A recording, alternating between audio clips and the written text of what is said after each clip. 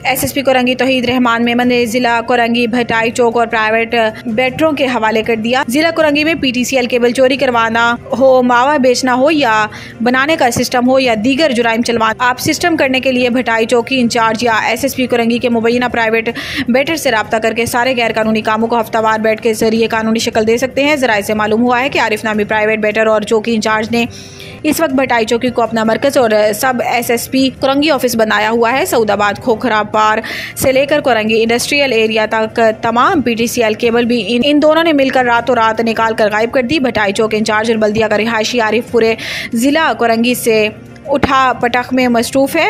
हफ्ता पहले कोरंगी के नामवर डकैत शहबाज डकैत गैंग के मेन कारिंदे बकर को चंद पैसों के इवज छोड़ने का भी इंकशाफ सामने आया है। जराये ने बताया है कि अक्सर बेटर और चौकी इंचार्ज को इस बात पर बात करते सुना गया है कि डेली की बेट एसएसपी ऑफिस पहुंचानी होती है।